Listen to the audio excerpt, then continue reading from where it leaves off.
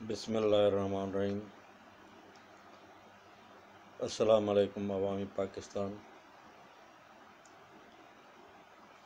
पाकिस्तान जिंदाबाद, अवामी सियासत जिंदाबाद। दोस्तों, बात करेंगे कि इस मुल्क में क्या चल रहा है, सियासतदानों ने कैसा सियासत इस मुल्क में चलाया है और मुल्क के अवाम को क्या समझा है और अपने आप को क्या समझा है। तो दोस्तों, वो नवाज शरीफ की आमद है, वो एक कन्वेक्टेड मुजरिम है, सज़ा याफ्ता मुजरिम है। वो जेल से दवाई के लिए अदालत से इजाज़त लेकर बाहर गया था और अब जब वापस आ रहा है तो वो एक मुजरिम की तरह नहीं मगर एक शहंशाह या आयतुल्लाह ख़मीनी बनकर आ रहा है। तो इसका जायज़ा लेंगे कि ये मुल्क की सियासत आखिर इस तरह कब तक चलेगी और ये लोग आवाम को कब तक अपना गुलाम समझते रहेंगे, आवाम को कब तक बेवकूफ़ बनाते रहेंगे। तो नवाज शरीफ पर करप्शन के बड़े इल्ज़ाम हैं। उन्होंने बैंकों से कर्ज़े माफ़ कराए, एमनेस्टी स्कीमें देकर बहुत सारे नाजायज़ जो है दौलत उन्होंने जायज़ बना ली। मोटरवेज़ का वो बड़ा भाई वेला करता है मगर वो मोटरवेज़ पर उसकी ऊपर करप्शन की कहानियाँ और इल्ज़ाम उस पर हैं। तो पता नहीं ये किस तरह के लीडर हैं और हमारी आवाम किस तरह की है कि लीडर चाहे कुछ भी करते रहें तो आवाम ना उन देखते हैं ना आवाम उनको पूछते हैं आखिर भाई ये आप क्या कर रहे हैं। फिर ये आप किस तरह ये जो है आप हमारे ऊपर से ही आकर बड़ा जमा हो जाते हैं और फिर अपनी की मर्ज़ी चलाते हैं। मतलब ये है कि जिस तरह नवाज शरीफ ने 3 मरतबा वज़ीर-ए-आज़म बनकर इस मुल्क की हुक्मरानी की है, ज़रा वो अपने कारनामे तो बताए कि उसने आवाम के लिए क्या किया, आवाम की क्या सूरत हाल बेहतर आवाम की की हुक्मरानी में आवाम की जो है क्या साल बेहतर हुई, स्टैंडर्ड ऑफ लिविंग कितना हुआ, उसके दौर में हमेशा कितनी महंगाई रही और उसने आवाम के लिए क्या क्या किया है। तो ये बातें जो हैं वो क्या करें हम, हमारी तो समझ में नहीं आता है कि लोग इन बातों को क्यों नहीं समझते और इन बातों पर सोचते क्यों नहीं। उधर पीपल पार्टी की करप्शन की कहानियाँ अलग है, नवाज शरीफ की कहानियाँ अलग है और ये जो अभी बड़ा चैम्पियन बन के आया था ईमानदारी का इमरान खान, उसकी करप्शन अलग खुलती जा रही हैं। इमरान खान ने बहुत सारे नारे लगाए, उसमें एक नारा उसने ये लगाया कि ख़ानदानी सियासत इधर चलती है और ख़ानदानी सियासत नहीं चलनी चाहिए। तो अब जब वो जेल में है कि उसको कोई लंबी सज़ा मिलने वाली है तो उसने भी अपनी पार्टी अपनी बहन के हवाले कर दिए, अलीमा खान के। सारा टब्बर चोर है, सारा टब्बर चोर है, इमरान खान नारे लगाता रहा नवाज शरीफ के लिए। वो टब्बर तो चोर है ही है मगर भाई इमरान खान आपका भी तो सारा टब्बर चोर निकल आया है। आपकी 2 बहनें हैं अलीमा खान और उज़्मा खान, उनके भी तो बहुत सारे केसेस निकल आए हैं, उनकी भी बहुत सारी करप्शन की कहानियाँ चल रही हैं। आपकी बेगम साहिबा बुशरा बीबी के बहुत सारे कहानियाँ और केसेस सामने आ रहे हैं। तो ये सारा टब्बर तो चोर आपका भी है। मुसीबत ये है कि पाकिस्तान में जो भी हुक्मरान आता है वो लोग पाकिस्तान अपने के मुल्क को अपने बाप दादा की जागीर समझकर खाते हैं, लूटते हैं और वो समझते हैं कि आवाम को हमने वोट देकर बैठा दिया है तो अब हमारी मर्ज़ी है जिस तरह चाहें इस मुल्क को लूटते रहें। एक वो पीपल पार्टी न सारी पीटीआई का वो लीडर था फरक हबीब, वो अभी अपने गुनाह माफ़ करवा कर और प्रेस कॉन्फ्रेंस करके वो जो नई इस्तेहकाम पार्टी खुली है उसमें जा रहे हैं। अच्छा, मज़ेदार बात ये है कि इमरान खान के सारे बंदे छोड़कर इस्तेहकाम पार्टी में जा रहे हैं। तो भाई उस फ़र्रुख हबीब की तो बहुत सारी कहानियाँ हैं। पहले वो जमायत इस्लामी में जमीयत उलमा का लीडर था, उसके पास कोई साइकिल या कोई मोटरसाइकिल थी, तो अब ये जब वज़ीर बन गए हैं तो इसके पास लैंड क्रूज़र हैं और ये 4 व्हील गाड़ियाँ और ये बंगले कहाँ से आ गए हैं। इन सब बातों की छानबीन की क्यों नहीं होती?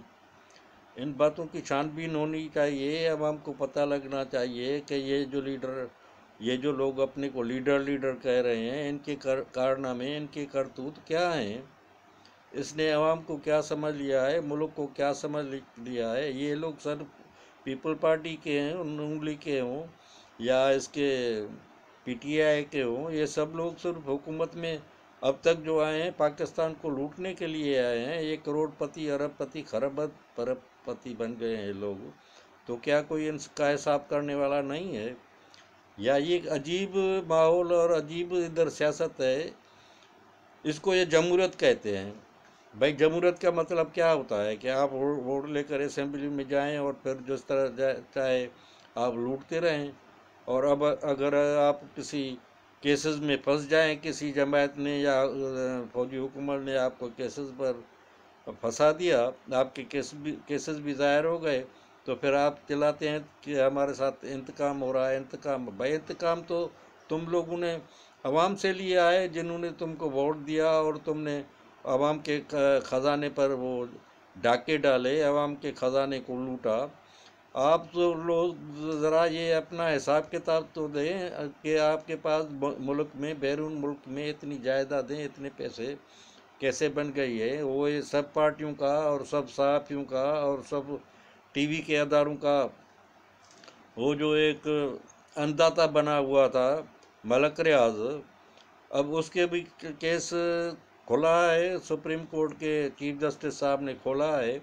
तो उसका भी पता चलेगा कि वो जो अंदाता इन लोगों का बना हुआ था और कोई उस पर हाथ भी नहीं डालता था, तो उसने किन किन को पैसे दिए हैं, किन को दौलतमंद बनाया है, उसने कैसे माल लूटा है। तो ये मुल्क क्या बस ये लूट का माल है क्या कि जब कोई भी आए तो वो लूटता ही रहे? मैं तो कहता हूँ जनरल आसिम मुनीर साहब को कि वो डंडा लेकर बैठ जाएं और ये इन जो ये इस मुल्क में जो हाउसिंग स्कीम के नाम पर जिन लोगों ने सारे मुल्क के अवाम को लूटा है, उनका हिसाब किताब होना चाहिए। ये सब हाउसिंग स्कीम को गवर्नमेंट अपनी तहवील में दे।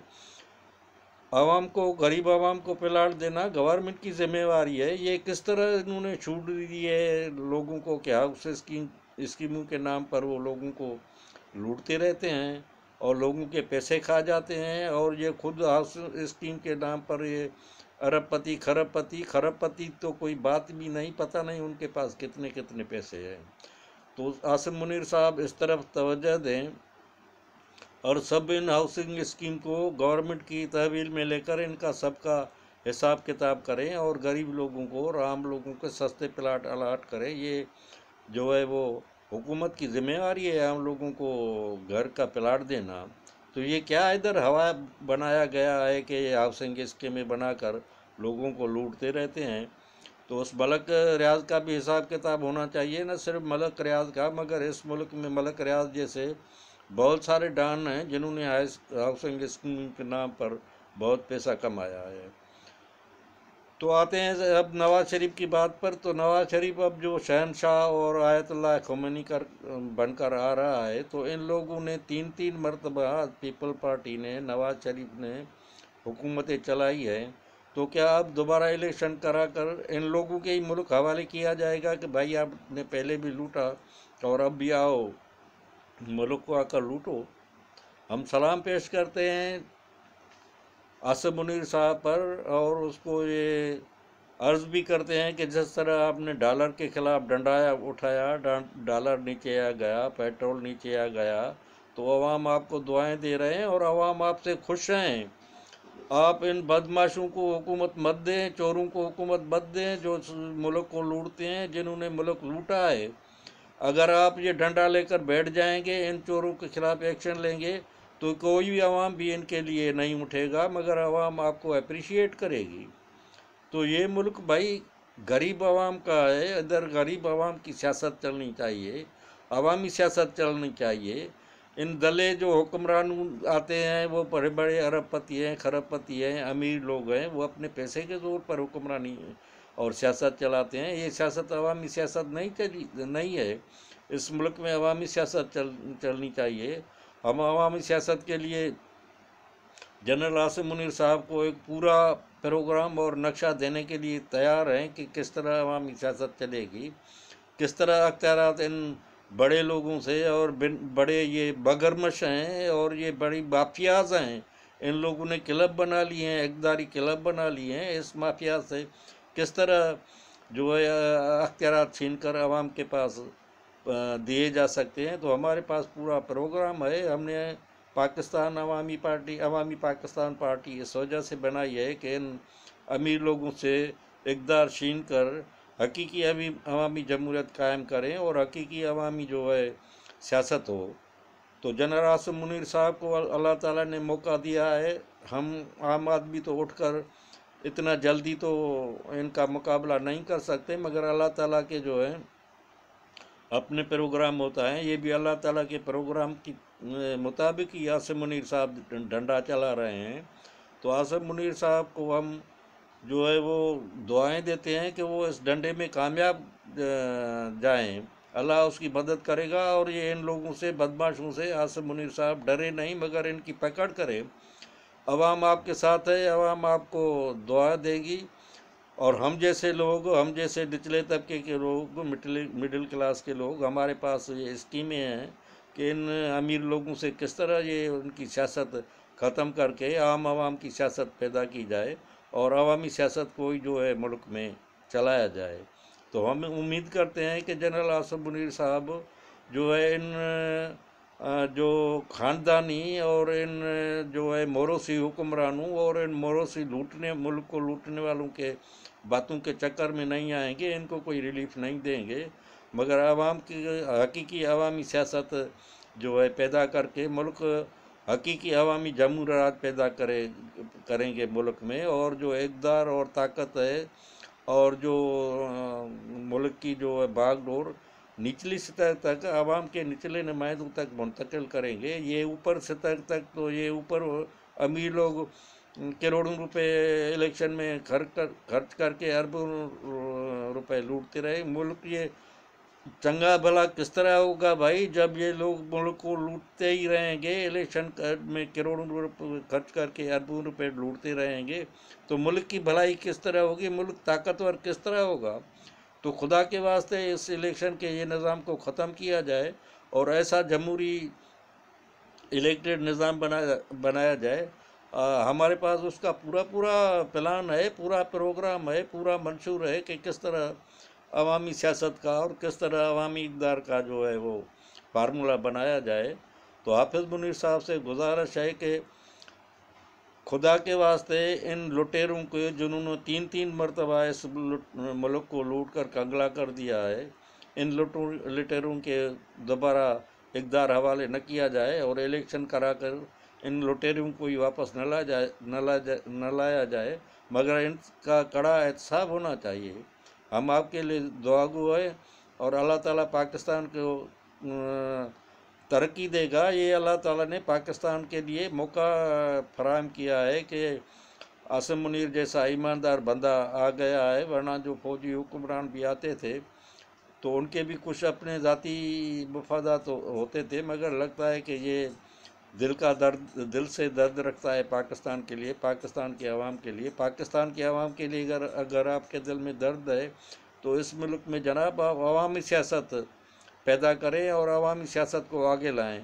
इन बड़े लोगों और अमीर लोगों की सियासत को ख़त्म करें।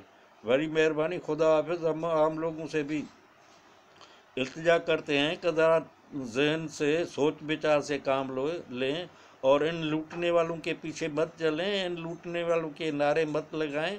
और पाकिस्तान में ये जो ढोल तमाशे की सियासत चल रही है, इस ढोल तमाशे की सियासत को ख़त्म करें, इसके पीछे मत चलें। तो अल्लाह ताला हाफिज़ मुनीर को कामयाब करेगा। और उम्मीद करते हैं कि अल्लाह ताला जो हाफिज़ मुनीर साहब की मदद भी फरमाएगा, और हम उनके लिए तैयार हैं। हमारे पास एक बहुत बड़ा प्लान है, बहुत बड़ा अच्छा प्रोग्राम और मंशूर बना हुआ है। आसिम मुनीर साहब अगर हमको मौका देंगे तो हम उनकी खिदमत में वो मंशूर, वो प्लान और वो प्रोग्राम पेश करेंगे। मेहरबानी, खुदा हाफिज़। बातें अच्छी लगें तो चैनल को सब्सक्राइब करें और वीडियो को लाइक भी करें। हम पैसों के लिए ये जो चैनल नहीं चलाते, पैसों के लिए वीडियो नहीं बनाते। जो थोड़े लोग भी हमारी वीडियो देखते हैं और उनकी समझ में अगर हमारी बातें आ जाती है, बैठ जाती हैं, तो ये हमारे लिए बहुत बड़ी कामयाबी है। खुदा हाफिज़। अल्लाह पाकिस्तान को हिफाजत करे, पाकिस्तान की तरक्की करे। अवामी पाकिस्तान जिंदाबाद, अवामी सियासत जिंदाबाद। अल्लाह हाफिज़।